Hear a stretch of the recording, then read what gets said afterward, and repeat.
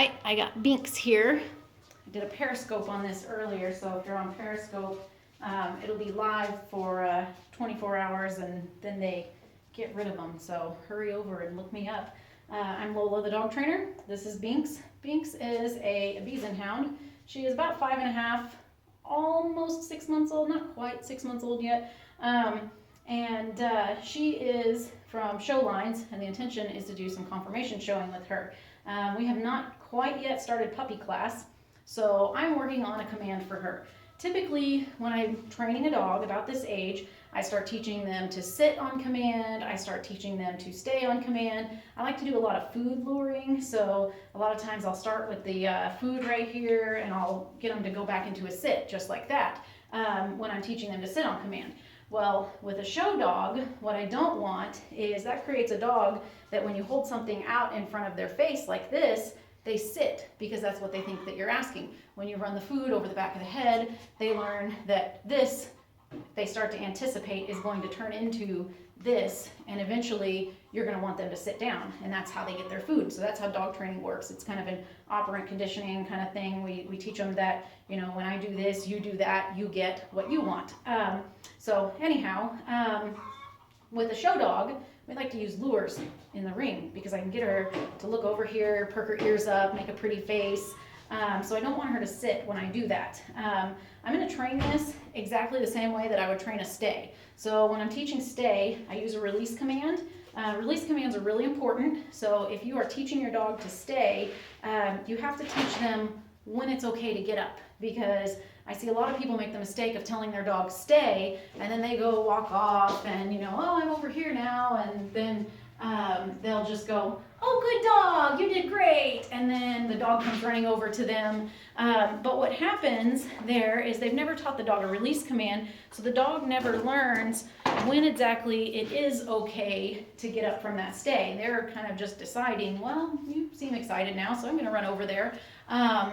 And it's confusing for the dog. So using a release command, I use okay, and that gives the dog a clear and easy to understand description of exactly what we want from them. So I'm telling her stay, which means to her, I don't move until she says okay.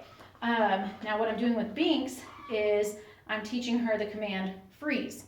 So freeze means don't move any of your feet. And so I'm marking when she prances or fidgets or moves around with a nope, and I turn away. She's new at this. This is our second session. So I'm keeping it all happy, positive. I want her to really enjoy this. I want her to look forward to it. I'm using lots of food. I am a balance trainer, so as she gets older and she gets more proficient at this command, and I know that she knows what I'm asking of her, I will start adding corrections. Corrections are, you know, just a form of communication with the dog to tell her, hey, you made a wrong choice, let's try something else. So how I'm going to do this is I'm going to say, Binks, freeze. Okay, good girl, good girl. So I'm using a release command and I'm enticing her to move when I use that release command. That's very important.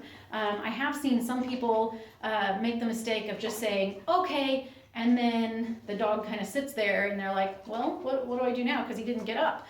You want to entice them to get up because you want them to know that when I say okay, that means it is okay for you to get up. And when we're teaching that at first, I will actually lure them up from whatever position they're in. So Binks, freeze. Okay, good girl, good girl. I had her hold it for just a hair longer this time than what we did last time. So what I would like is to eventually work our way up to where she's holding this position for maybe a full minute, minute and a half. If she can do this for 90 seconds, that would be great, because we're going to be using this in the show ring. Now, I'm not going to be stepping any farther away than maybe right here with her, actually it would be over here. She's just on the wrong side of me.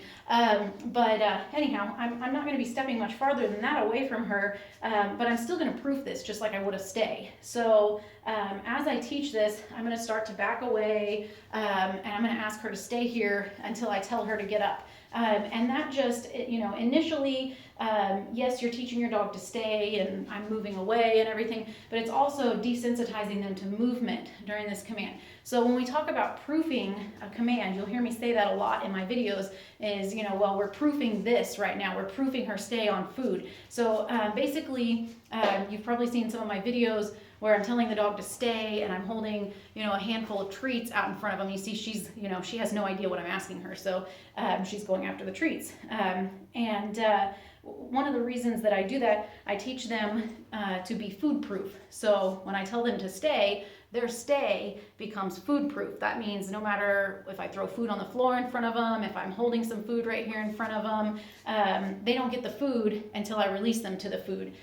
So we make them food proof. We proof them on the front door. We make their stay, the front door is opening proof by, you have the UPS guy coming or you have friends coming over and you tell your dog to sit and stay. They understand that just because the front door opened and there's something really exciting over there, oh, hey, mom told me to stay, so I got to hang out right here until she tells me it's okay to get up. Believe it or not, teaching your dog to stay and desensitizing them to a doorbell and to people coming to your door is probably one of the most important and most just calming and useful things that you can teach a dog in your house. In a normal pet home, if you have visitors coming over, dogs tend to want to jump on everybody, and that's natural for them. They like to greet. It's a greeting behavior. If you watch dogs in the wild, packs of wolves, they greet each other when they go out on a hunt. The wolves come back, everybody greets, and sometimes that involves putting a paw up, sometimes that involves licking the face.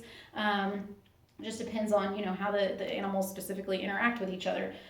So when your dog is jumping all over you, they're just excited to see you. They're greeting you because it's ingrained in them, hey, this is what I'm supposed to do.